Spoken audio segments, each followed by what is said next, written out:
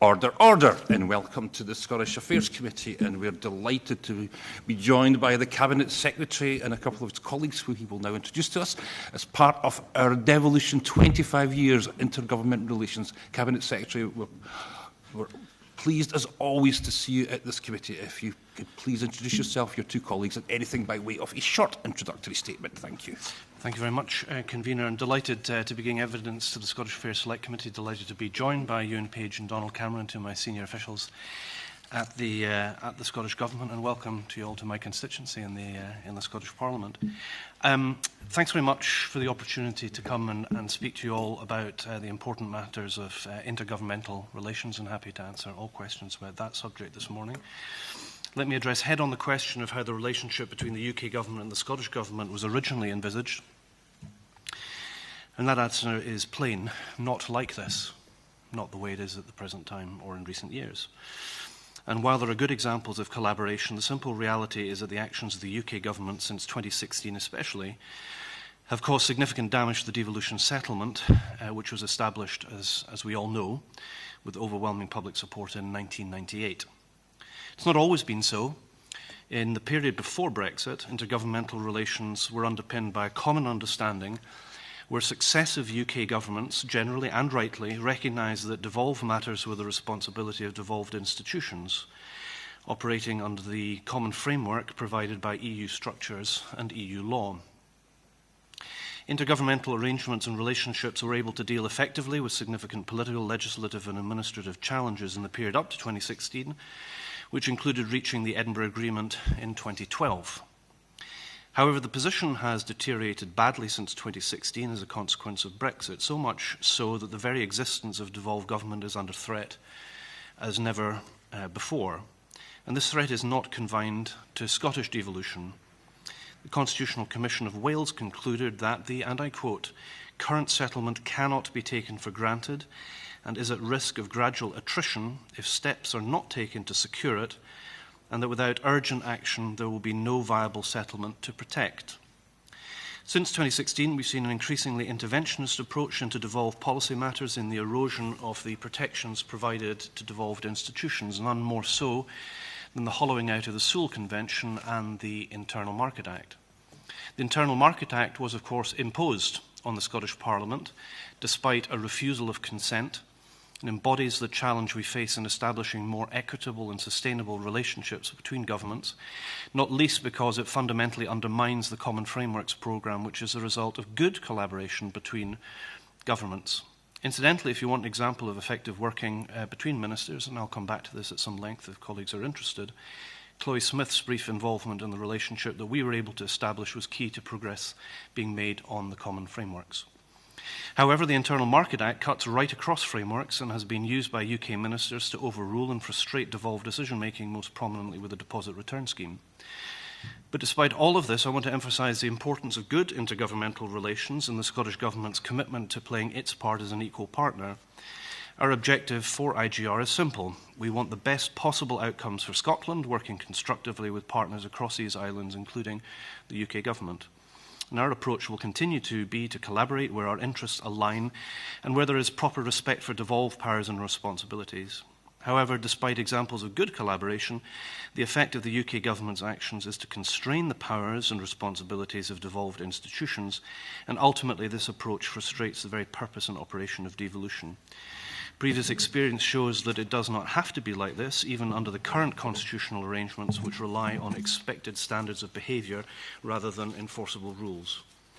The new improved IGR structures and principles lay the foundation for good intergovernmental working, and experience so far suggests that procedures and processes, however well designed, can only be effective if they are applied with good faith and integrity by all parties, and the Scottish Government is committed to playing its part. Thank you very much. And thank you for that very concise introduction. You paint a very gloomy account of the current conditions of intergovernmental relations, and there's several things that you said there which we'll want to explore just a little bit further, but I just want to get your view about why do you think it's got to the stage? Why does the Scottish Government feel that they're in such a situation and condition? Is there anything that you've perhaps detected that has led us to get there? I'll come to the solutions in a minute, but I just want to know from yourself just why you think we've got to the point where a Constitutional Secretary of the Scottish Government is coming to this committee and telling us such things? Well, the first thing I would say to you after a number of years in this post is not just the Scottish Government. So if you had a Welsh Government Minister here, if you had the Welsh First Minister, if you had my opposite number, Mark Antoniou, here, if you had Vaughan Williams here, if you had any of my Welsh Government colleagues, they would be telling you exactly the same thing as I'm telling you, because we have the same views on the problems that are being faced by devolved administrations. And no doubt now that institutions are up and running in Northern Ireland, if you were to speak to ministers from there, incidentally on both sides of the constitutional divide in Northern Ireland, they would also be saying exactly the same thing to you. This is not a Scotland-specific issue. It's something that is reflective, unfortunately, of a state of mind in Whitehall, which is that the devolved administrations, bless you, the devolved administrations are to be managed, are to be put in their place. And this, I mean, much has been written about a debate that has taken place in the UK government about what's known as muscular unionism, or seeking a more cooperative approach to things, and you can definitely see how there's a fluctuation in that mindset and how that then impacts on interrelationships. But at the bottom line is that the UK government does not take intergovernmental relationships seriously. I could evidence you, and I'd be happy to provide the committee with chapter and verse about meetings which are not attended, meetings which are cancelled. I think I'm right in saying that the Prime Minister, a British Prime Minister, has not attended a full British-Irish Council meeting since Gordon Brown did in 2010. That goes all the way then through JMCs, International Interministerial Council, full meetings of the British-Irish Council. Goes through the interministerial meetings, the JMC meetings that take place and have taken place. And it's not good reading. And what it shows is that senior ministers, I don't think, are particularly interested in having good intergovernmental relations, because if they did, they'd turn up. If they'd turn up, they'd provide the necessary documentation in advance of meetings. If they're really interested in seeking progress on things, they would be keen to discuss substantive issues as they progress, and one wouldn't be resorting to using constitutional shortcuts to stymie decisions that have been made in the Scottish Parliament. Rather, that one would have been having ongoing discussions earlier about that. I mean, one of the good things about having a GB civil service is that civil servants working for the Scottish Government will be speaking to their opposite numbers in UK government departments regularly. So little should come as a surprise to either the UK Government or the Scottish Government unless information is being withheld. So I mean, I'm always keen to start at the beginning, because I've now given evidence around this issue quite a lot, both to UK members of the House of Commons and the House of Lords, and there are good examples. And so I mentioned my interaction with Chloe Smith, who at the time was in the Cabinet Office, where we had a particular challenge around the working of common frameworks, which is that they weren't working. And I said to her, and she concurred, that we didn't understand why things had come to such an impasse. We'll come into common frameworks, because we're really keen to capture. Sorry, don't want to jump ahead. No, not at all. We're keen to capture views on all that. I mean, I think you're right in what we've heard in this inquiry thus far, is that there's been the three phases of devolution. One, the all happy together with one government across the whole UK, the respect days that we had when leading up to the independence referendum, when there did seem to be a degree of working together. Then what happened after Brexit, you've had the great fortune of having the latter periods under your watch. Is it Brexit that's caused these difficulties, or is there anything else that you could identify that's caused difficulty to these relationships? Or, I mean, I think we're keen to capture what the Scottish Government feels has gone wrong with this, and then we could look at maybe seeing how that could be put together again. Sure. But just what in your view is the major cause of the difficulty? Well, I think the key accelerant is Brexit. Because if one looks at what happened, for example, with the overriding of the Seoul Convention, it's not something that really happened before then. In fact, I think I'm right in saying that the first breach of the Seoul Convention was acknowledged as being a mistake. And there was apology for it, and no offence was taken. It's just one of these things that can happen given the technical nature of legislation sometime. But for there to be, I think, 11 subsequent breaches of the Sewell Convention shows that something has happened. I mean, this is something that the UK government has decided to do. It has chosen to override the Scottish Parliament withholding consent, and in many cases the Welsh Senedd not granting consent to. And that goes back in large part to Brexit, relates to legislation that has to do with Brexit. So that's one part of it. The second part of it is the UK government's unwillingness to allow the common framework process to work.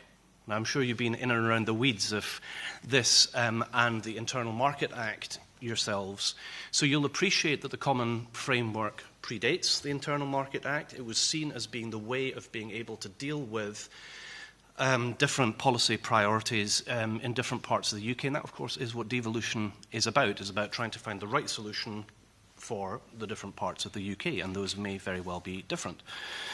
And the Common Frameworks process was that which was envisaged as working. And then the UK government introduced the Internal Market Act, incidentally one of the pieces of legislation that was not granted consent, and that cuts across the workings of the Common Frameworks. Again, I think you've had evidence of it, and you'll know that plenty of evidence has been given. I don't want to cut you off. We're going to go into... Sorry, the short answer is Brexit is the key accelerant, and those are the two specific examples that I would give. But I do think there's also, and I'll tee this up for any subsequent question, I think there is an issue of who you're dealing with. Yeah. And that's I think some are willing to work and some are just not bothered. I mean, there are a couple of things that we've heard in this inquiry. I'm interested in your view on all this, and whether the infrastructure, the institutional engagement is robust enough to deal with the differences and the difficulties. A lot of this has been characterised to this committee as relationships. If the relationships don't work, then it doesn't matter what the infrastructure and institutional arrangements are, there's going to be fallout and dispute. Is that a view? Is it all about relationships, or should we have in place the structures to be able to accommodate a difference of opinion? So yes is the short answer, but even having the structures doesn't guarantee success. It's the thing that really matters is having both the structures, but also having the willingness to make them work. So I'm sure this has been pointed out to you, but if you have a look at the list of interministerial groups, so this is part of the structure that's supposed to have been set up to bring ministers together, to have a common understanding of what governments are doing and common challenges or different approaches. That is supposed to be the format now, and this renewed way of intergovernmental working, which the Scottish Government welcomed, is what this involves. Now, if I was to say to you that if you go through firstly, have a look at how many of them have been formed, have a look at how many of them have been formed, and have a look at how many of them have never met. And these include, so in my area where I have responsibility for constitution, external affairs and culture, take culture for example, there's been so little progress from the UK government's Department for Culture, Media and Sport that the devolved administrations have got together to try and initiate progress in this area, and there's still absolutely none from the DCMS. And that is not an isolated example. I mean, simply ask, how many of these interministerial groups have been formed, how many of them have met, and what has emerged from them? And it is a sign that, yeah, structures matter, but relationships matter as well. And if ministers want to take it seriously, I'm now in my fourth UK culture sector. I think I've met one of them. And there have been frequent cancellations. And that's just but one example of the problem at hand. Okay, thank you very much. Now, I know we're going to go around the whole table. We've got you for an hour and a half, Cabinet Secretary.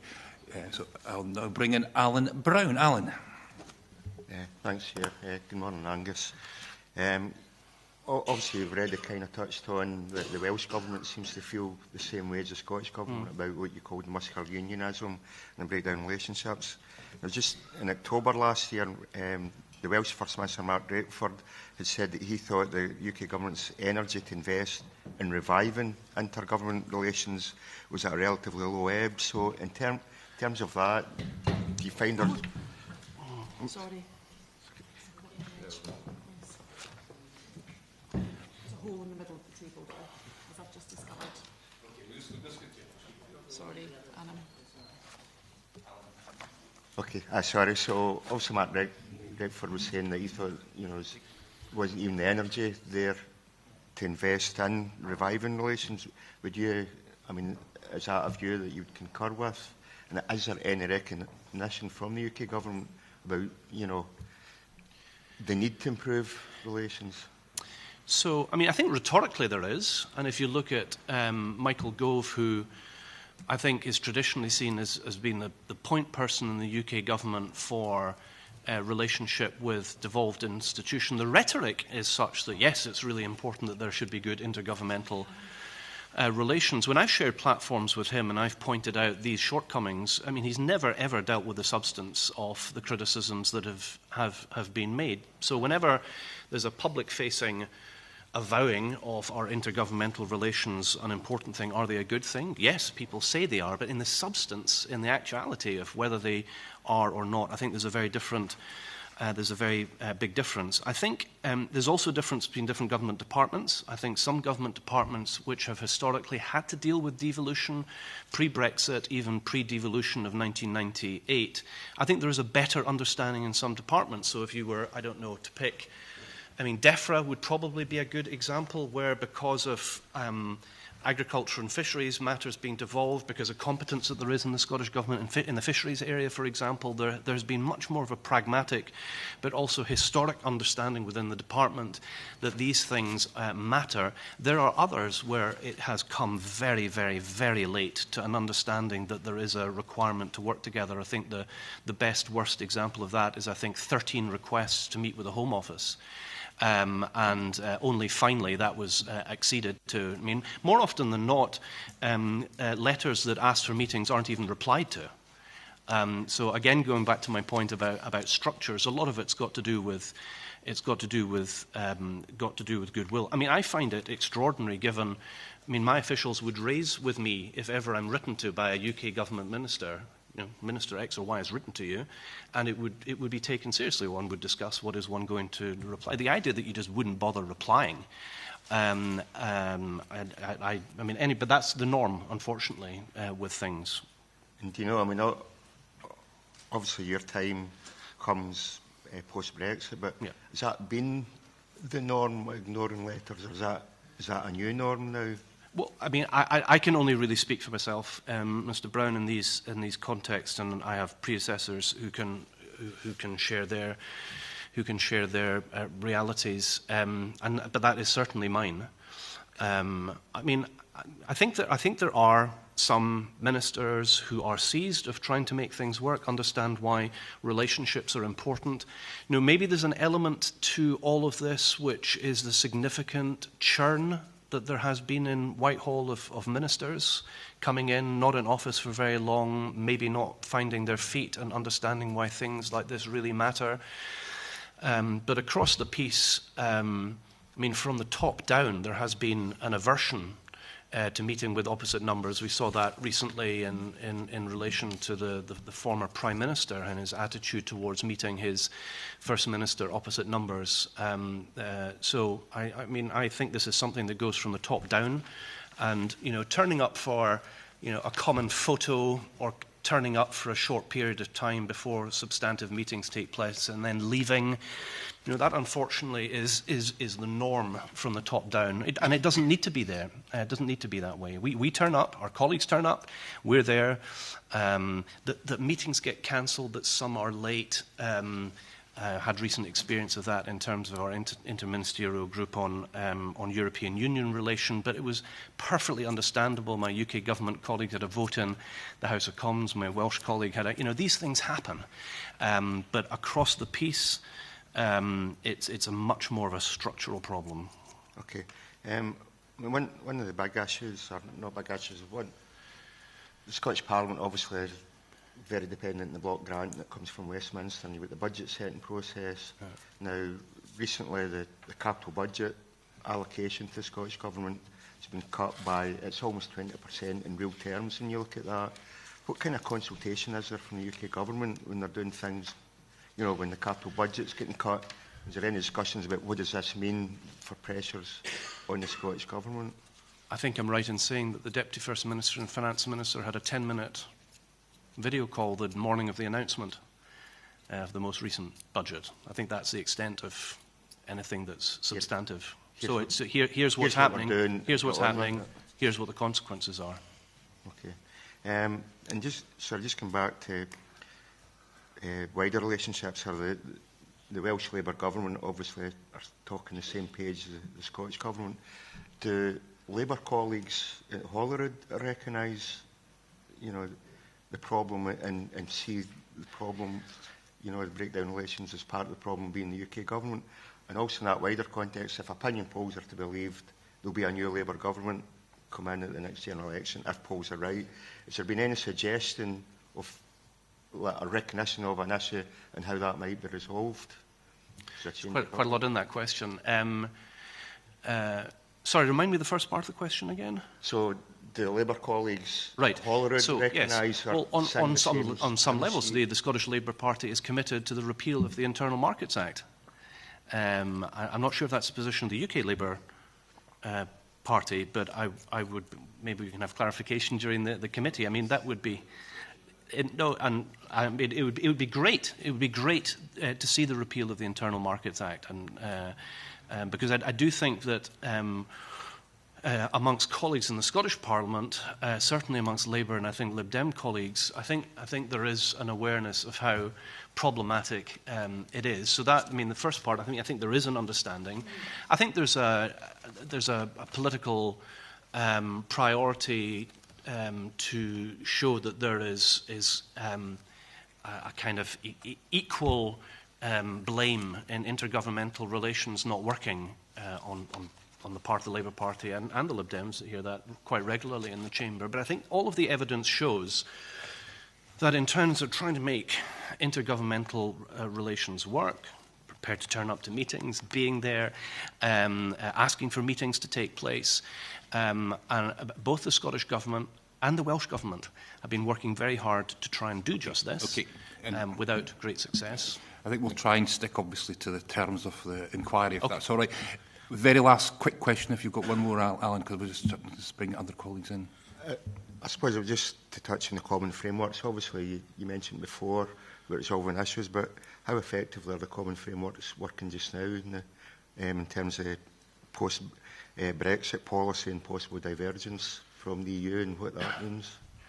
Well, to go back to my Chloe Smith example, as the positive, that glass half full assessment of that, I think dealing with somebody, and she was in the cabinet office, so right at the heart of trying to get something to work, I think she was as keen as I was, and maybe it helps having been at Westminster for quite a long time and knowing colleagues from there that if you're serious about doing business and coming to make progress with things, you can make relationships work. And that was the case with Chloe, and it's a very good example to me of the potential of making things work. Having said that, there are other areas where they simply do not. There was a green light in terms of the common frameworks in relationship to the deposit return scheme.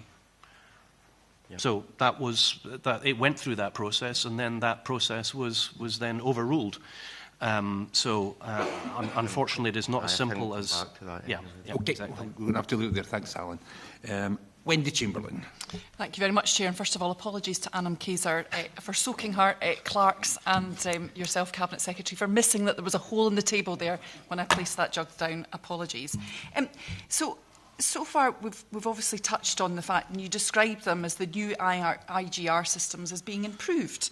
And then you also mentioned the fact that we have rightly seen a real turnover of ministers in Westminster. But one person who's been constant has been Michael Gove with his oversight. Obviously, if you're seeing a deterioration, what role or otherwise do you believe that he's been playing?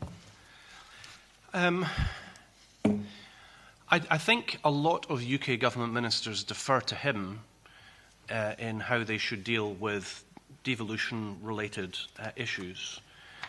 That has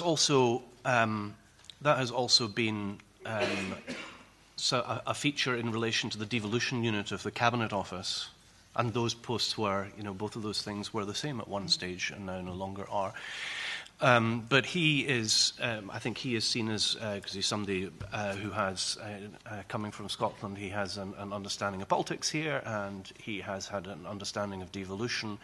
I think people have deferred to him. But often we're dealing with the much more iterative process of government. It's not about the flaring up of particular issues. It's about, you know, how does government work on a day-to-day basis? And well, these actually, you should be preventing the flare-ups. well, this is the whole point. We may come on to dispute resolution. I mean, to me, the much more important thing is dispute avoidance. Mm-hmm. And if there are good relations with officials who are working with one another along the way, and then when things get escalated at a ministerial level, there shouldn't be surprises to anybody, which is why the shortcomings of the system which I've described, which have involved, you know, sort of bare bullet point agendas, no sharing of documents in advance of meetings and so on, these are not symptoms of that approach working in practice. So what I'm trying to do is paint a picture between the formal way in which things should work, which, you know, no fair-minded person could take objection to, but their actual working in practice. I would want to say that it's not the case with all ministers and with all departments. It is not, but unfortunately, it is too wide an experience. So on that, and given that Michael Gove's described things as so far so good, what is working well? Well, I mean. So, I mean, to say that it was so far so good when both the Scottish Government and the Welsh Government have said they are not, is, you know, that is trying to paint something that is just not reflective of objective reality. It's not good, it's not fine, we've said it's not good, we've said it's not fine, and just because a minister asserts it to be so doesn't make it so. And, you know, that is one of the problems we've got, is that there is not a willingness to confront the fact that things have not been working. So let's take some things that could be working. I give this example because I'm very closely involved in it because of my responsibilities in terms of external affairs. Last week I had a meeting with Europe Minister Leo Doherty, the First Minister and Deputy First Minister of Northern Ireland, and Vaughan Gethins of the Welsh Government. And this is relating to EU TCA matters and a new process which is supposed to involve the devolved governments being involved in advance of meetings between the UK government and the European Commission. And the most recent meetings have involved papers being shared, have involved substantive agendas. That was not the case at the start of the process. So you might say progress, so I'm going to bank that as progress because I'm a glass half full kind of person. So let's just take that as being good progress. The other thing that I thought was refreshing about it was that a number of us raised issues that we were keen for the UK government to take another look at, to think about. So specifically, following on from the UK government's readmission to the Horizon programme on university research, myself and other colleagues were raising the prospect, the potential of rejoining Erasmus, something, of course, that the previous Prime Minister at the time said the UK would not be leaving. Leo Doherty said that he was perfectly happy to go away and have a look at them. So this is a discussion not about just the next meeting, the nitty-gritty of what's happening at the next EU-UK TCA meeting, but what might governments think about, because we think that that's important, something shared by my other devolved colleagues on the call. So I'm going to bank that as good progress and would want to follow that up. And if there's more than just warm words, then hopefully we can actually make some progress on all of this. Thank you for that. So certainly we do have a list of all the different areas and how much they've met and how much they haven't. And there's certainly a number of areas where there's been no meetings at all. Has any discussions taken place out with the structures? Because we've also had that evidence too, that some things are taking place out with the IGR structure. Yes. So the devolution settlement foresaw, for example, that there should be an annual meeting between the UK Foreign Secretary and the Scottish Government's External Affairs Secretary. And I think when I met James Cleverly, I was the first External Affairs Secretary to actually have such a meeting in the by then, 24 years of devolution, 23 years of devolution perhaps. And it was good to meet because there are plenty things which there are priorities both for the Scottish Government and the UK Government. Having an annual meeting should be the least of it. There should be more meetings than that, in my view. Unfortunately, the meeting that I was supposed to have with his successor, David Cameron, was cancelled, and no subsequent date has yet been found for that. So yes, there are other fora where we come together. It might be formally through bilateral meetings that are held. It might take place in fora such as the British-Irish Council, where you will often have Scottish Government ministers and Welsh, Northern Irish and UK Government ministers, indeed the Channel Island governments, taking part in those. And there will be others where it is possible to catch up. And then one bumps into colleagues, and my example around the Home Office as being an example. There was an erstwhile colleague from Westminster who was at the time in the Home Office who was in Edinburgh, and we were able to meet to talk about how the Home Office deals with the participants of international artists in Scottish festivals, which is still a current issue. So yes, there are a range of ways in which we can meet, but it's not always easy. Okay, that's good. And can very quickly. One very brief question. So obviously it's important, we're talking about intergovernmental relations here, but interparliamentary relationships are important as well. It's great to have you here today, Cabinet Secretary, but do you recognise that we've had challenges as a committee getting your colleagues to appear before us, and I also accept that that's been the case for Scottish Government committees. What can we do to improve those relationships? So I looked at the list before coming here. I think you've had 13 or 14 Scottish Government ministers give evidence before this committee over recent years. I've given evidence to this committee. I've given evidence to the House of Lords committee. I've given evidence to another ad hoc parliamentary committee. And I will continue to give evidence. Scrutiny matters, and I think this committee understands that I'm answerable to the Scottish Parliament. But I do think that if we want to improve relations and understanding of how things work, then we should be working together. There are different ways of giving evidence, of course, and as I said before, Convener, if you would wish updated written evidence on some of those issues about things not working as they should, happy to provide that afterwards. But I'm pleased to be here, and thank you for the invitation. Thank you. Thank you. Mark Menzies. Thank you, Chair. Cabinet Secretary, nice to see you again. You touched on the fact that some departments were working well and there was that good relationship, and then there was other ones where it was dysfunctional in your view.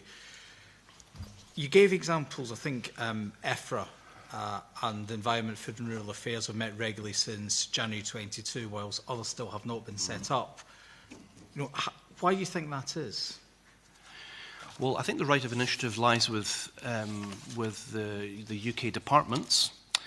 I gave the example of where we in the cultural space, myself, Welsh and Northern, I think Northern Irish as well, as Welsh colleagues, I'm looking at there's this issue of how long Northern Irish institutions haven't been up and running, but certainly ourselves and Welsh colleagues have been trying to encourage, is that the right way of putting it, the DCMS, to make sure that there are progress. DCMS has a number of other interministerial groups as well, I think on tourism and on sport as well. I don't think those are up and running. So some have managed to do so, others have not. I mean, it would be great if there was any encouragement to try and get these up and running, and then it's to get a regular cycle of meeting.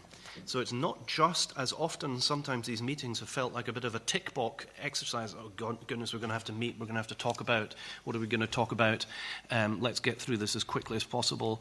There's lots to discuss. I would love to hear from other colleagues about what they are doing or not doing, where we might learn from others, and vice versa. There's very little space for that, and I would very much welcome that. So I think a lot of good faith has gone into trying to get these structures up and running, and they could. Donald, is there something that you're wanting to add there? You have a list in front of you. I can add, if you wish, Cabinet Secretary. The committee might want to know that following the IDR review in 2022, 16 interministerial groups have been set up covering the main portfolio interests both in the UK government and in the devolved governments. 4 of those in relation to UK Education Ministers' Council, which, although an interministerial group, has a different title from the others, but is an IMG, a Safety, Security and Migration IMG, a Justice IMG, and one in relation to Mr Gove's responsibility. So those are 4 additional IMGs which were established after the IGR review.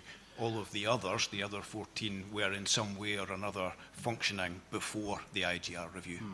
Okay. And Mr Cameron, just on the subject of intergovernmental relations, I mean, the Cabinet Secretary's already raised this, but how do you think they're working from a senior official to senior official, or even further down the organisation, when people are talking about implementing things or sharing best practice? How is that operating in your view? So I'll make a couple of points in response to that.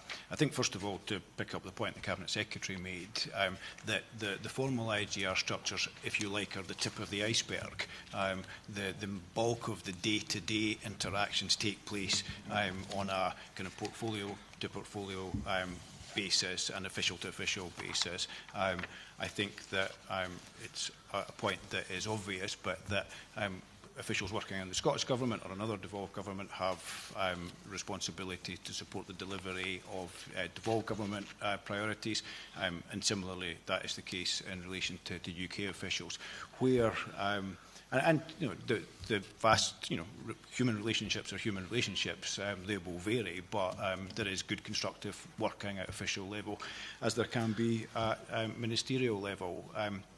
I think that in terms of the formal structures, one of the changes which I think is objectively a positive thing is that the IGR principles, which can set out the need for respect for respective responsibilities of the different governments, but also shared responsibility for chairing meetings, for agenda setting. I think that has increased and opened up the space for intergovernmental relations, because it's a much more consensual process in terms of the support for that engagement, where previously and historically that would have been, as the Cabinet Secretary suggests, the responsibility primarily of the UK government. So I think that is an objective change. I think what we're seeing now is a process of bedding down of the new arrangements, and the experience is variable, as the Cabinet Secretary has said. The last point I might make in response to your question is, this is an inquiry about 25 years of devolution. I think increasingly, and I probably fall into this category, the number of civil servants in devolved governments and in the UK government who have experience of the respective systems is dwindling. So the number of people in the Scottish Government, for example, who understand how Westminster operates is probably reducing, and vice versa in the UK Government. So work that's done on a 4 nations basis around kind of devolution learning week, for example, or the work around the policy profession, which relates to multi-level government, which is to increase understanding across the administrations of how our systems work, is an important point. Thanks very much, and nice to see former colleagues on the committee. I was just going to say, one of the other areas, I don't know if this has come up in any of the evidence that you've received here, is from our point of view, and it's one shared by the Welsh Government, one of the areas where there is a gap in ministerial groups relates to international matters. Which is really quite important because of the impact that has on devolved policy. To just give some examples, international treaties and agreement, which is reserved, is a matter for the UK government. Having said that, full, formal, early involvement in the development negotiation of principles in relation to devolved areas would be really good. This does not happen properly at the present time. International conferences and negotiations, including to, but not limited to, WTO Ministerial, World Health Assembly, and. These are dealing with devolved areas.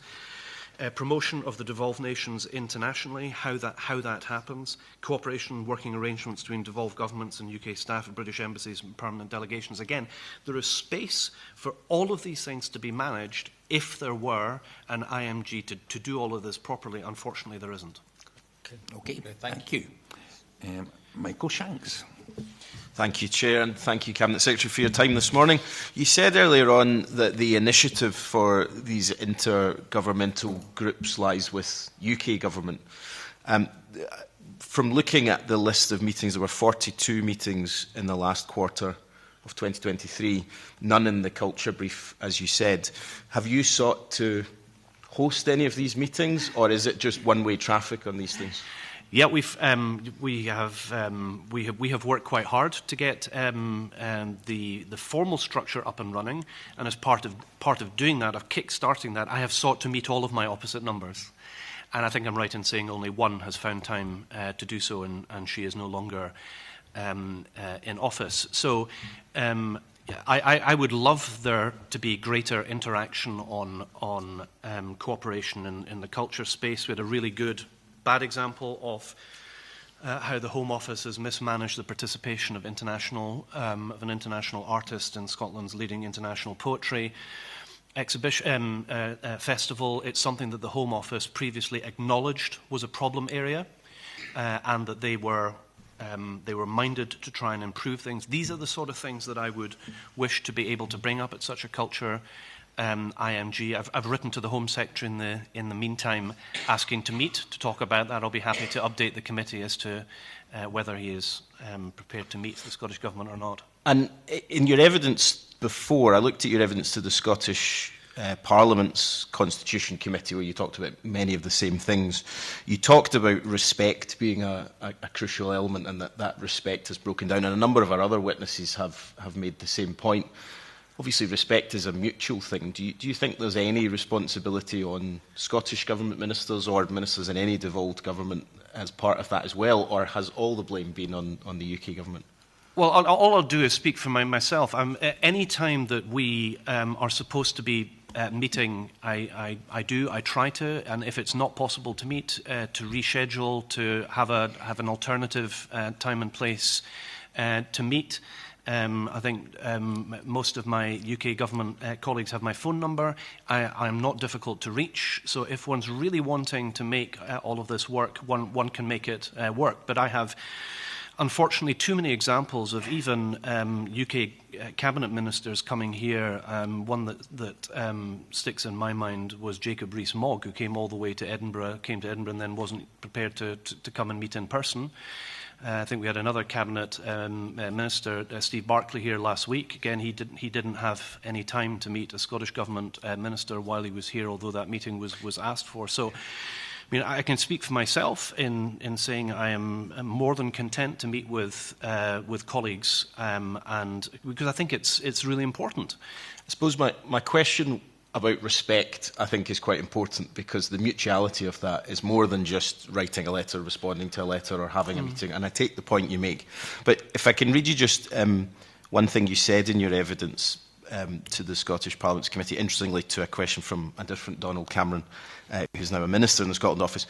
You said there's an ideological, anti-devolutionary, anti-self-government force at play within the UK government. And I wonder, do you accept that language like that, and perhaps the opposing view that might say, well, your government's also ideological and anti-devolutionary, that perhaps that's part of the problem in this breakdown in relationships? I don't think so, and I've got high hopes for both Donald Camerons, but I have high hopes for Donald Cameron in the Scotland office, because I had a very good working relationship with him, and I think he does understand the issues. So we'll wait and see whether it's an institutional problem or one that has potential for improvement. Look, the parties have different views on the constitutional issues. Should come as no surprise to anybody on the Scottish Affairs Select Committee. But there is no equidistance whatsoever in relation to intergovernmental relations. The willingness to meet, even although there's a difference of view on policies or constitutional outcomes, is no barrier from the part of the Scottish Government. And I underscore this, and I will underscore this repeatedly. it is exactly the same position as the Welsh Labour government. And so, to my point, it's not about the fact that my party in government supports independence. The Welsh Labour Party does not support Welsh independence. But it shares our position as the legion of quotes that you will have from Mark Drakeford downwards in relation to this UK government's approach to devolution in general, but specifically on the workings of the Internal Market Act, should put to bed any sense that there's an issue of equidistance in this. It's a matter that is shared equally strongly by the Welsh and Scottish governments, and unfortunately the blame lies full square and entirely on the UK government. So, I mean, to take that very point then, do you think that there's nothing else the Scottish government could do to try and re-engage in intergovernmental working or improve those relationships? Do you think it's entirely down to UK ministers? All I can say is I can play my part in that, and whether it's Leo Doherty last week or other colleagues in previous meetings, please ask them. And I think you will find that I have, when the opportunity presents itself, I have concentrated very much on where progress is being made, where the interrelationship is finding its feet, using terminology like that to show that it is a process, and to act in good faith. So when we have discussions around things and there are things that we both need to do, as the Chloe Smith example I gave earlier, that's exactly what happened. So I can speak for myself, and I'm content that I am very well seized of trying to make things work. And where ministers are fair-minded and are keen for it to be so, I'm sure we'll be getting into a better place. I hope so. Can I ask you just one specific question about your own brief in External Affairs? We had Alex Salmond giving evidence to us before, and he recounted, I think it's fair to say, an elaborate tale of how he single-handedly got Anglo-Chinese relationships back on track. But one of the things he said in a number of his answers was that he had no difficulty at all in having FCDO officials present at meetings, and he would regularly engage with the FCDO and was very happy to have them in meetings. Why do you think that that's become so difficult recently, and why do you think when the First Minister met the President of Turkey that wasn't possible? Has there been a breakdown in those relationships as well? So again, speaking of my personal experience, and you'll appreciate as how the Government Minister was responsible for external relations, I'm accompanied by representatives of British embassies and high commissions, I think, to every single interministerial meeting that I've had. I can't actually think if there's an example. I've got lots of examples of colleagues sitting in meetings that I've had in different countries who are there, and I have had absolutely no difficulty than that. And in fact, more than that. I'm talking about myself here, sure, and things that I was present at. I would go even further than that. I've met with ministerial colleagues where I facilitated the presence of the British ambassador at. Because I thought it was good that they would be able to be at that meeting. So I think maybe it's one of those things that, for different reasons, one wishes to concentrate on the exception rather than the general rule of these things. But if, as you say, it has been so easy for you to do that, and clearly it was for Alex Salmond, why has it been so difficult for Hamza Yusuf? Well, I think you'll find that there have been plenty of examples of the First Minister has met with international representatives, and there has been somebody there from the Foreign Office. But there are examples where there is no requirement on the Scottish Government to be accompanied to anything.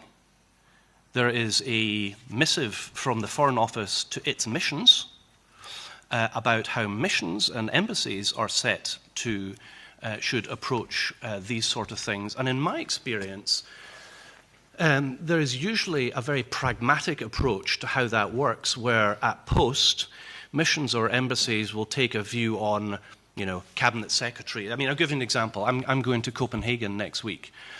And the embassy will be well aware of what my programme is, and a view will be taken, well, we're very interested in that, but to be honest, we don't need to attend absolutely everything. And I think it's in that area where how does one manage things that happen in different circumstances, particularly where, I don't know, at multilateral events, if the SCDO is not prepared to provide somebody for the entire period of an event.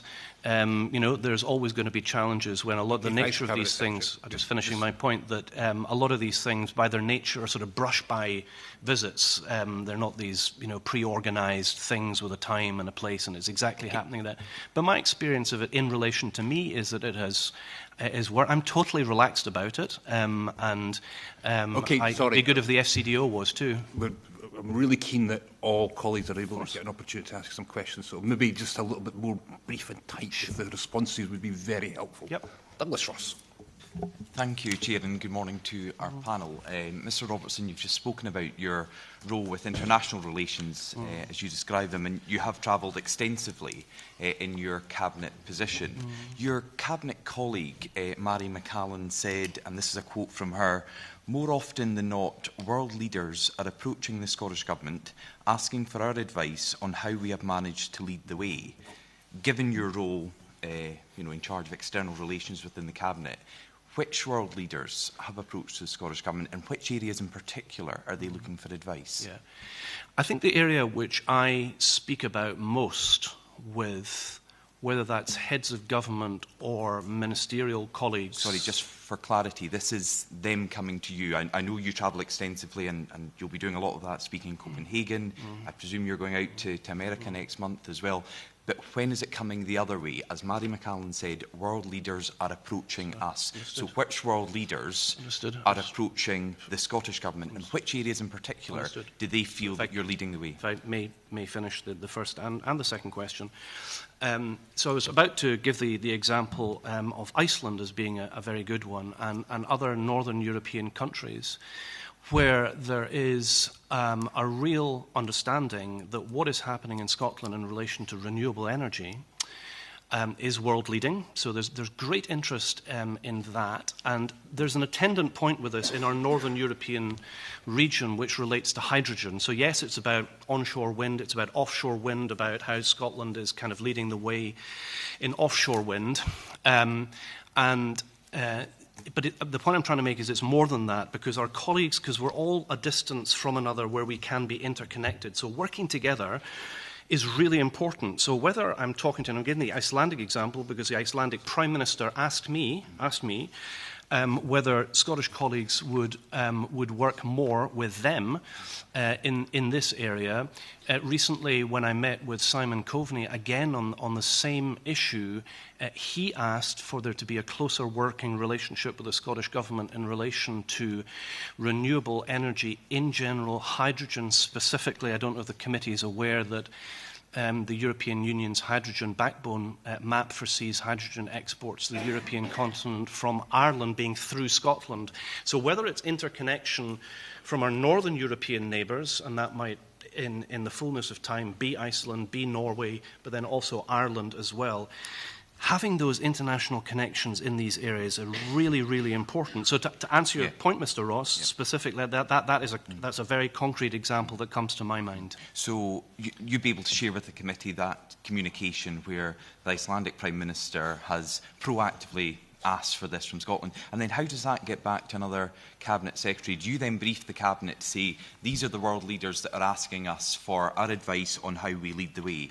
Because, how does it go from these requests for further information to then Mary McCallan to make that bold statement in the Scottish Parliament? And did you endorse her making that? So on the specific example of how do these things work, so in formal meetings, one is accompanied by a colleague that will take notes on what happened at meetings. Not everything is noted in meetings, right. But that meeting, as an example, was also attended by the British ambassador to Iceland, and so that's one route by which things come back. But on this very specific issue, Mr. Ross, it's something that I feel so strongly about that I've raised repeatedly in Cabinet, and I do in the Chamber. You've perhaps heard me talk about it, because I think there's such an important opportunity for us.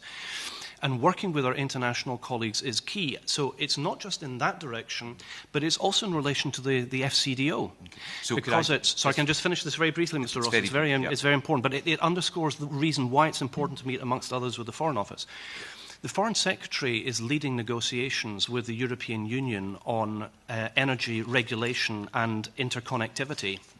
So that really matters to us for all the reasons that I've just outlined. So it really matters for the yes, indeed, this is the point that I'm making. Really matters for the UK government and for us that this point is raised. And that is the number one thing that I raised with them. It kind of underscores why this being joined up is a good thing. So there's absolutely no doubt with my cabinet colleagues that I am saying that hydrogen really matters.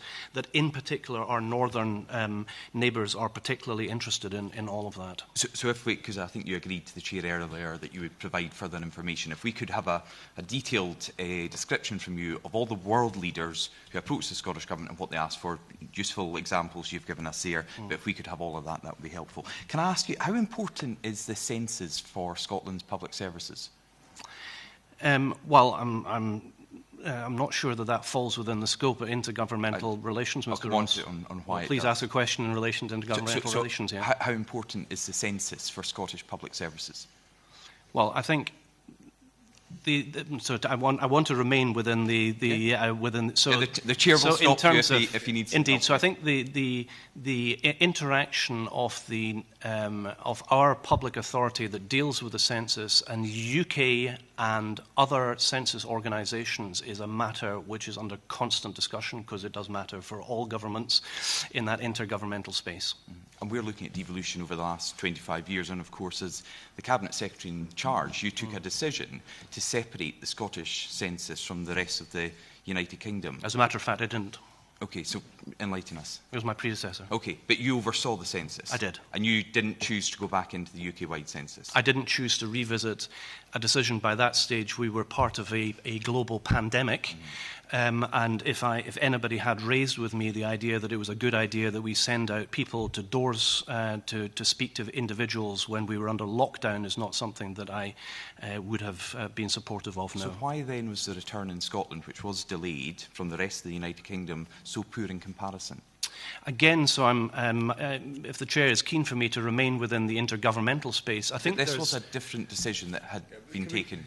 I know you will be getting there about its relevance to intergovernmental. Well, I will answer every question within the context of intergovernmental relations on this, because I think there are a lot of lessons to learn about the evolving nature of the public and its willingness to deal with official inquiries. And as I think committee members will be aware, the census in Scotland was predominantly digital, whereas the census in the rest of the UK was not.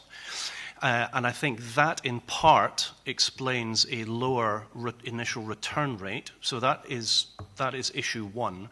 I think issue two, I think there's a more general one because the rest of the world is catching up with Scotland and is moving to digital response.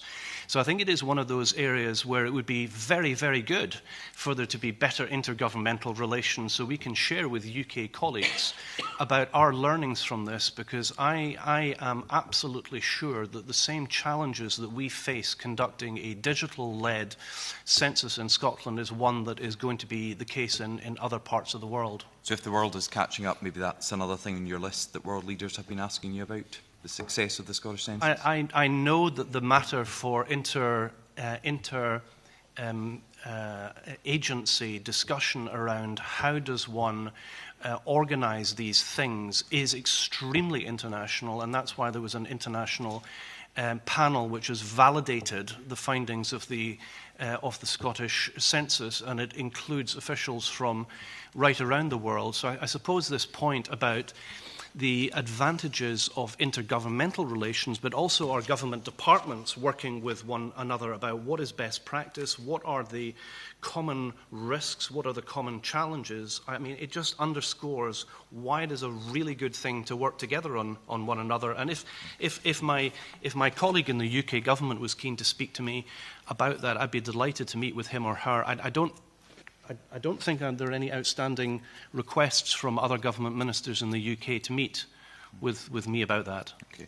I'm told it's my final question. You have the cabinet responsibility for Creative Scotland. I know you have a junior minister, but you are the Cabinet Secretary responsible for that, you would have seen the concerning article in the Sunday Post yesterday, expertly written as always by Marion Scott. What is your view on the £85,000 of National Lottery funding that was given by Creative Scotland to this project, which has been rightly widely criticised? I wonder, what involvement have you had since that article about the oversight of Creative Scotland? So, in relation to intergovernmental relations, if there is any interest from other governments that want to know about arm's-length funding bodies, then of course I'd be happy to discuss that with culture. This is quite a serious issue. Culture. Yeah. With It's culture, also got not all that much to do. Well, it's got nothing to do with intergovernmental relations whatsoever. It is your but I'm trying to. yeah. But I'm trying to answer the question within the context of my invitation to this committee. I think both England and Scotland operate systems where they have independent funding bodies that fund applications for financial support. And if there are any lessons that need to be drawn from independent arm's-length organisations, I would be happy to share that with colleagues from elsewhere in the UK or anywhere else. Just any involvement over the weekend when you saw that, what was your immediate reaction to that as the Cabinet Secretary? So, answering the question in relation to the intergovernmental space, which is a reason that I'm before this committee, is I have had no interest shared whatsoever by other governments in terms of how Scotland's creative and cultural sector is funded, and if they wish to do so, I'll be happy to do that. And we shall at the interministerial group, which the UK government has never ever allowed to be formed. We'll leave it there. Thank you. Anam Kaiser. Thank you, Chair. Hi, Angus. Nice to see you. You've spoken a little bit earlier about the DRS scheme, and I wanted to come back to that. So it was really interesting. There was a lot of disagreement over the process for seeking an Internal Market Act exclusion with both Scottish Secretary Alistair Jack and Scottish Government Minister Lorna Slater saying different things. After the announcement last year, you said that, and I quote, there is a need to look again at ensuring the Common Frameworks process, including the Internal Market Act exclusion process, operates as agreed. What did you mean by that, and what changes or clarifications are you seeking? So, I mean, what I have said a number of times in different fora in relation to policy divergence is to draw comparison with what happened pre-Brexit, before the Common Frameworks, before the Internal Market Act, and post. And before then is a very good example of policy divergence in Scotland and the rest of the UK, which relates to the minimum pricing of alcohol as a public health measure. And that has come about, and I don't think there is any serious move against that now. There was great controversy at the time, but it was approved, and it is now part of Scotland's public health approach.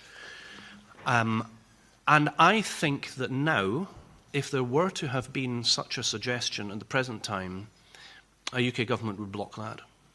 And one would use the Internal Market Act to block that. And it's a really good example of how the current UK government, or most recent administrations of the UK government, have used this in particular policy approach to stymie progress. It didn't need to be this way. If there were concerns along the way as legislation was being proposed, then proposals for amendment could have been made, meetings could have been had with specific suggestions. And I don't think it was about a deposit return scheme. It was a power play, and that is the beginning and the end of it. And unfortunately now we don't have a deposit return scheme in Scotland, and incidentally we don't have one in England. Most of the rest of the industrialised world does. So it's really concerning what you've said there about the difference in attitudes towards minimum unit pricing and DRS. What would you like to see moving forward? Because this isn't sustainable, surely. Well, it's not. And, I mean, just looking practically, where was the formal difference on the issue? It was a view in the UK government that one shouldn't include glass in a deposit return scheme. I think I'm right in saying, I may be corrected on, but the order of this is about right. I think there are about 50, the low 50s of deposit return schemes in the world, and 45 of those have glass. And it's there for a reason. It's because we're trying to take recycling seriously and trying to find the mechanisms to do that. And unfortunately, because of politicking, one wasn't prepared to make progress on that. It wasn't always the case. I mean, the party in government actually had it in its manifesto at a previous stage. And here's the key thing for this committee in terms of process and how process works. There was a green light through the Common Frameworks process. And then the Internal Market Act, this Trojan horse into the workings of devolution, was used to block the scheme. That's not about good government, it's not about good governance, and as a result, Scotland doesn't have a deposit return scheme and England doesn't. So, not good for either of us. So the Scottish Government then currently seeking an exclusion from the Internal Market Act relating to the sales of glue traps in Scotland? Well, it is, and I think my colleagues will probably have to help me about the minutiae of this. I think this is one of those areas that was to be subject to a meeting of an interministerial group. That would have been the format for such a meeting, and answers to be held and being able to communicate the wish to do something, and it hasn't happened. So it's another very concrete example. I'm not sure, Donald Cameron, if you're in a position to give some additional information. So make a couple of points about the specific question about glue traps in relation to the Scottish Government legislation. So the issue of glue traps, and you know, correct me if I'm wrong, is not covered by a common framework. So the process that we've used is analogous to the common frameworks process, but it isn't covered by a formal common framework. And the Cabinet Secretary is correct. Correspondence has been ongoing with the UK Government in relation to the need for an exclusion from the IMA, and we have not yet secured a response to the question, whether that is positive or negative.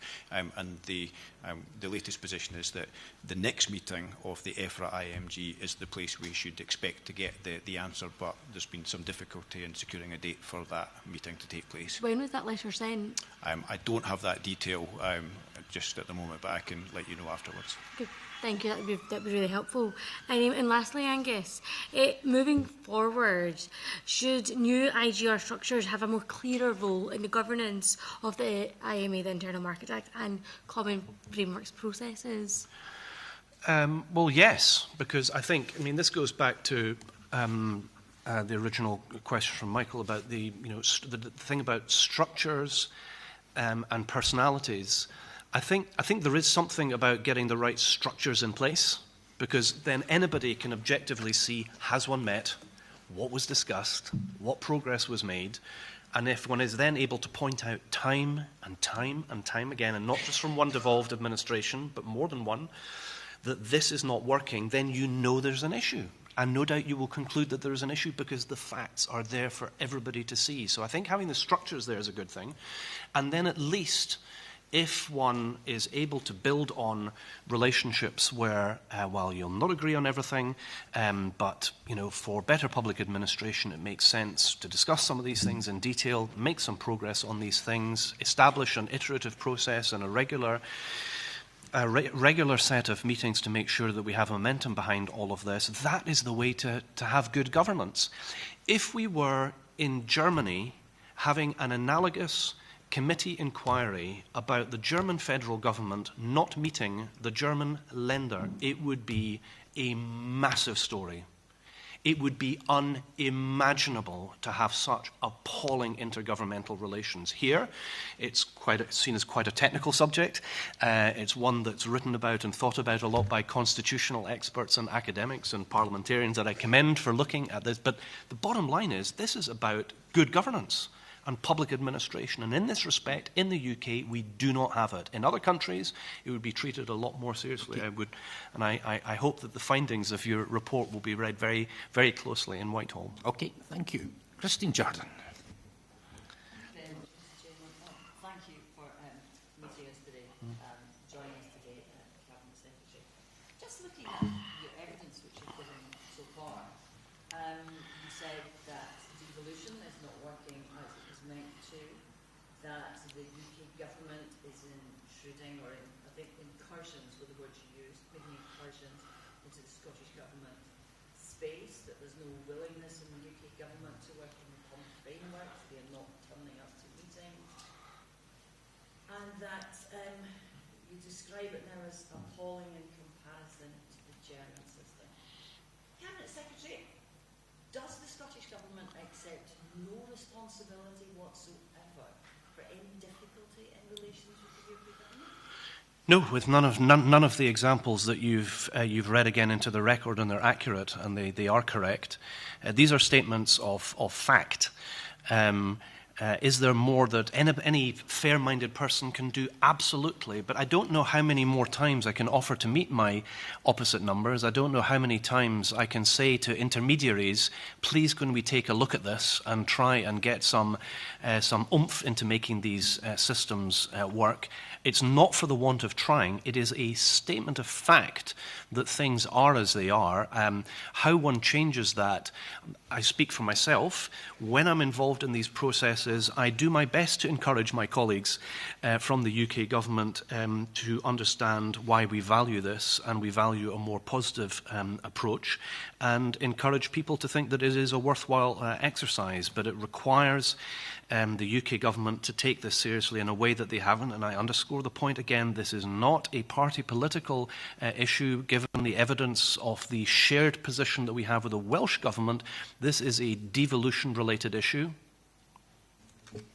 Well, with respect, Cabinet Secretary, we're here to discuss the relationship between the Scottish Government and the UK Government, and I'm a bit uncomfortable at constantly quoting the Welsh Government without a Welsh representative here to do that. But if, as you say, it's entirely the fault of the UK Government, they are making incursions into areas which they should not be, and that they are to blame for the failure of legislation. Why is it every time it goes to courts, the court rules that the UK government is in fact correct, and it's the Scottish government which is not acting within the constitutional framework? Well, the simple answer to that is it's a comparison of apples and pears in terms of intergovernmental relations. I mean, the point about the Welsh Government is quite an important one, and if you were... Could we stick, please, to the question, which is why do the courts, every single time it goes to the courts, why is it that the courts rule that the UK government is working within the UK constitutional framework, and that it is the Scottish Government and the legislation which it has presented, which is not? Yeah. So all of the examples that I've given are not ones which are subject to legislation, are not the examples that I've given the committee about the workings or not workings of interministerial government, about meetings not taking place or meetings being rescheduled or papers not being provided and so on and so on. These are not issues which one can legislate for, nor can one take them to court.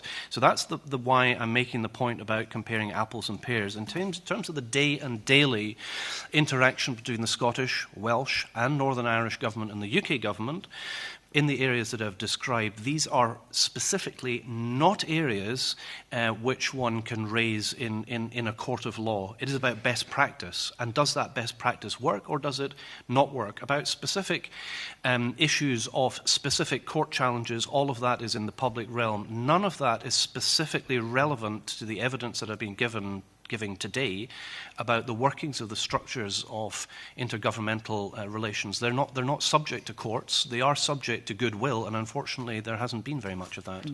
Would you not concede that if it ends up in court, regardless of the issue, whether it is an apple, a pear or an orange, if it ends up in court, it is because the relationship between the two governments has been unable to resolve it. And when it is resolved in court, it has been consistently the view of the courts that the UK government is acting within the constitutional framework. And specifically on, you mentioned the DRS scheme, and you blamed the UK government for that and described it as a power play. Is it not in fact the case that it wasn't solely the view of the UK government that the scheme could not work properly. It was the view of a great number of major companies, manufacturers, glass distributors, whisky companies, beer companies, that the scheme was unworkable. And it wasn't an objection to glass. It was an objection to the fact that the scheme wouldn't work. And to suggest that that's because devolution isn't working is to overlook the fact that it might just have been bad legislation. Well, firstly, it's the Scottish Parliament's responsibility to legislate in devolved areas, not any other parliament. That wasn't my question. So my question was it not simply that you're blaming the relationship for the fact that it was bad legislation? No, the legislation was passed, and if anybody that doesn't make it good.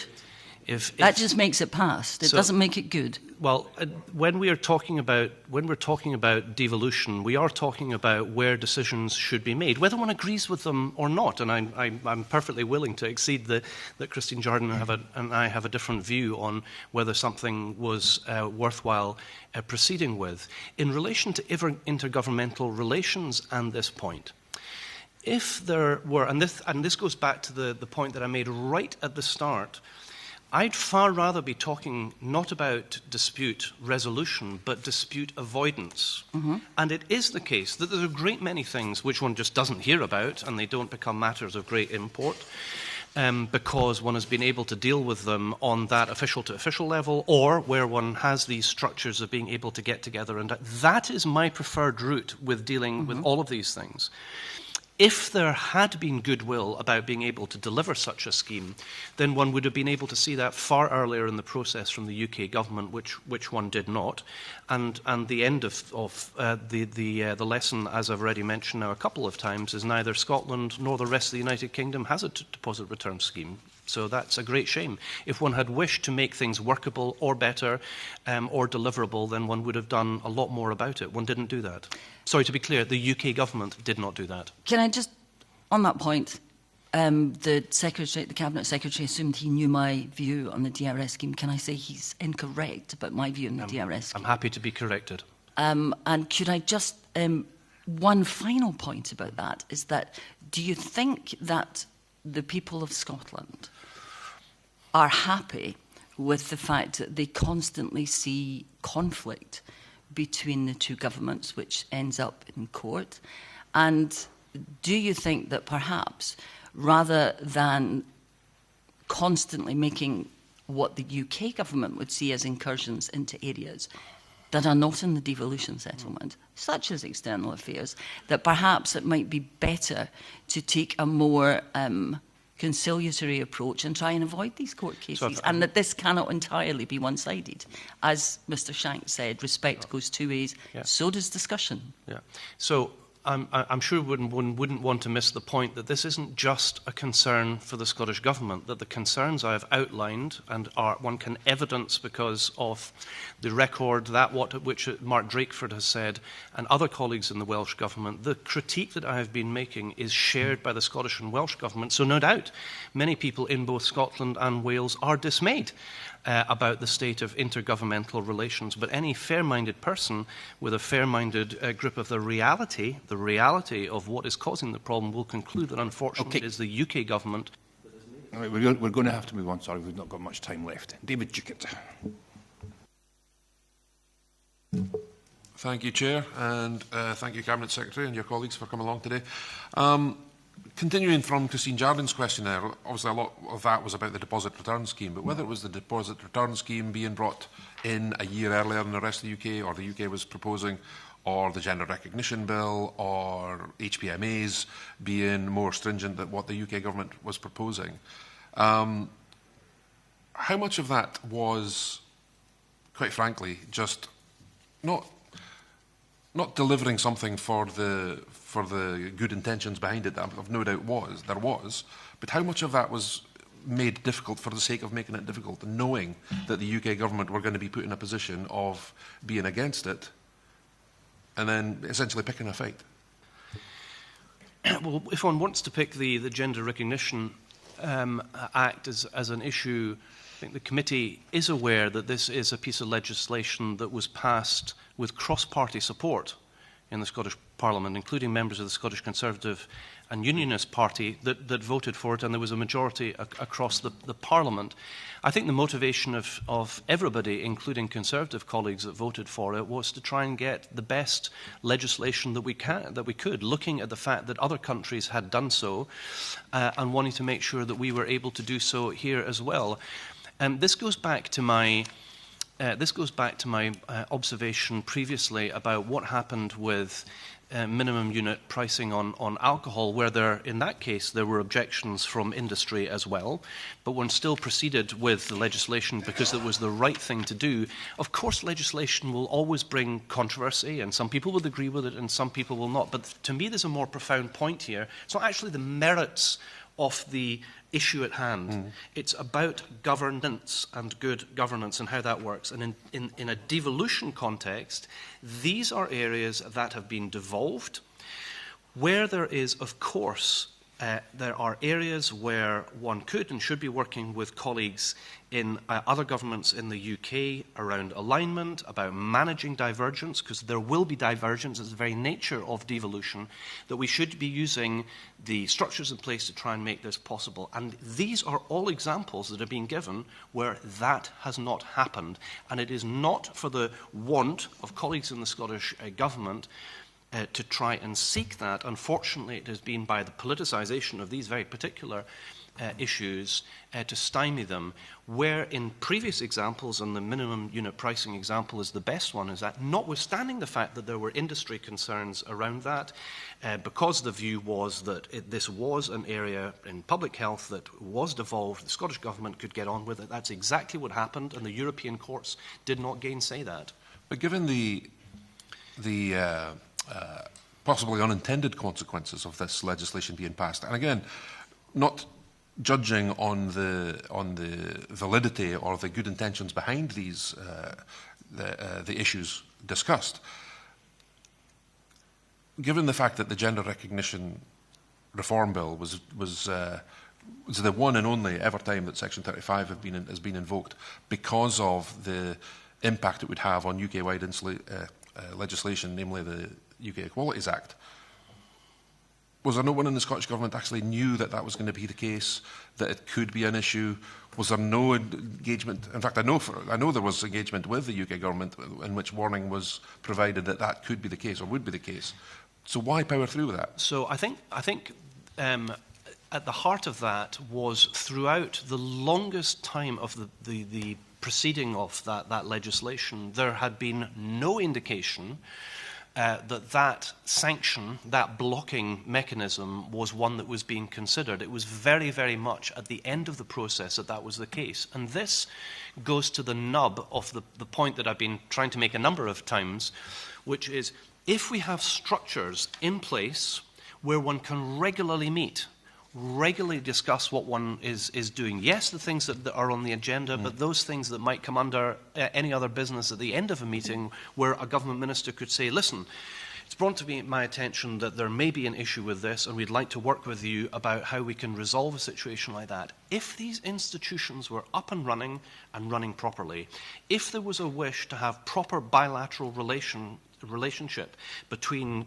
cabinet secretaries or between junior ministers, that is exactly the way that one should deal with this, not with taking out a constitutional hammer to hit a nut, which has become politicised, and it is for a political reason that has been done, in my view, not from an issue of good or bad legislation, but it is because it has become politicised. But I mean, sticking to the nub, and where we. I mean, I want to move on to other questions, but I'll take your point of view on that. I think there are those who would suggest that the issue itself was pushed more rapidly than it needed to be for political reasons as well. I'll leave it at that. I think the Secretary of State for Scotland has argued as well in the evidence to this committee to that effect. But last thing I wanted to ask on the gender recognition reform bill process was there is an intergovernmental dispute resolution mechanism. So why was that not used? And rather the introduction of a judicial review was chosen instead. Yeah. So I think there's a timing issue around that, and this is my point about when the power was invoked, but I'll defer to Donald Cameron on the specifics of that. I think it was a timing issue, Mr Dogood. So I think the issue, Mr Dogood, is that I don't think there was sufficient awareness that of the UK government's intention to block the legislation or to intervene in the way that it did. I think, and I would have to check the specific at this point, is that the real concern that was being expressed by the UK government was expressed very late in the day, and perhaps as late as the morning or the day before the Stage 3 debate in the Scottish Parliament, and that there had not been prior notification of the level of concern. And in fact, in relation to the point about whether anybody in the Scottish Government were aware of the potential impacts, there had been ongoing discussion about the potential use of section. Sorry to interrupt, but that was despite the hundreds of amendments to the legislation as it was passing. So the specific intention to intervene in the way that subsequently happened was not something that... So again, I mean, my understanding of the Section 35 process is a process that's always gone through in every piece of legislation, but this was the first time that the decision was made to not offer or to not allow royal assent. But it's a process that goes through at the end of that process. So anyway, I think I want to move on from that, because I know time's limited, and I want to just go back to something the Cabinet Secretary was saying earlier about hydrogen. Now, the committee received evidence from the then Cabinet Secretary for Energy and Net Zero, Michael Matheson, and I've got to be honest, this was the first I heard that there was these discussions going on with the federal government of Germany, among others, in coming up with an agreement that Scotland, essentially, to simplify, Scotland would produce loads of hydrogen, and Germany, among others in Northern Europe, would be customers for that hydrogen. Like I said, that was the first I'd heard of it. I did some digging within the energy industry around Scotland, and I became aware that various engagements had been made with them, and some companies had been commissioned by the Scottish Government to look into the feasibility, etc. And as I said already, there had been meetings taking place with the federal government of Germany. My question is, what discussions, what meetings have been had with UK government ministers on that? Yeah. Bearing in mind the reserved nature of international trade, energy policy, cross-border transmission of energy. Order. I'll have to be a very brief response, because I'm really keen to make sure Sally Ann Hart gets... Well, that's my last question. If I could get I'll do it briefly, because I'm just repeating the example that I gave before. So I spoke with James Cleverly, the UK Foreign Secretary, in his office about that very point, and I look forward to speaking with his successor about it again. But was that in advance or after the discussions with the German federal government? I can't remember the exact dates, but just as a correction, I mean, the Scottish... I'm really keen to move on, so maybe you could write to the committee. Happy to on that. Sally Ann Hart. Thank you, Chair, and good morning to our panel. So some areas of intergovernmental activity, such as the Green Free Ports, fiscal framework, which you've mentioned, negotiations, and city-region deals, have been regarded as successful. So my question is, what made these successful compared with other areas of intergovernmental working? Was it the funding from the UK government? Was it a working together approach, putting politics and egos aside for a common goal? Was that what made it successful? I think it's simpler than that. It might indeed be funding from the Scottish Government as well as funding from the UK Government, might it not as well? I think it's where there's an alignment of interest. I think where it's very, very obvious from the off that there are particular policy suggestions where, firstly, the devolution unit, Michael Gove, or the Scotland office says, this is actually insignificant area devolved. So it's really, really important for the UK government to work with the Scottish government. And from our side, the analogous process where issues are brought up, there's a recognition that this is partially reserved and partially devolved. This goes back to Mr. Duguid's point, where this issue that's so close to my heart is partly devolved and is partly reserved. And we are going to have to get both of these things working right, with goodwill, to deliver on them, and I'm absolutely seized of that. But the nub of the answer to your question is, I think, in these particular examples, which I acknowledge as being good examples, and we should strive to do that with absolutely everything, is where there's an alignment of interest and agreement. I think where there is a difference, and that at the heart of it is what devolution is about being able to do things in one's own way, and that is as true for the Scottish Government as it is for the UK Government in relation to England, is that we have to be able to have that grown-up approach of how do we manage difference, divergence, different priorities, and be able to do that in the best possible way. But the short answer to the question is there's a shared interest. It's building up trust between the two governments that clearly needs to be done better. So just, are there additional, picking up on the back of that, are there additional policy areas where you are optimistic that the governments could work together? I mean, policy areas which might build unity between Scotland and the rest of the UK, setting aside, let's just set aside the SNP's independence agenda, set aside anger over Brexit, it's done, and set aside politics. Could both governments prioritise common goals, for example, on NHS reform or economic growth or something like that? So I'll speak to the area that is within my, where I have a direct interest in, and intergovernmental relations, is this point that I began to address in relation to Mr. Duguid's question. In Scotland, we are blessed to have won twice on the natural resource lottery, with hydrocarbons in the 60s and 70s, and now in terms of renewables at scale. What is clear, in speaking with other northern European nations where we all tend to be windy and wet countries, is that we're going to be in a very strong position to be not windy countries, where we are, for the record, I was looking at Wendy Chamberlain there at that point, insider Scottish Affairs Committee joke, looking at our other shared interests of our northern European neighbours who have a real interest in being able to help provide the resources that the European continent requires. We will be net energy exporters. We have been net energy exporters of hydrocarbons. We will be net electricity exporters, and we'll most probably be hydrogen exporters as well. And being able to do that right now, when the biggest economy in Europe, Germany, is interested in importing it from wherever it can, is a really, really good area where we can work together.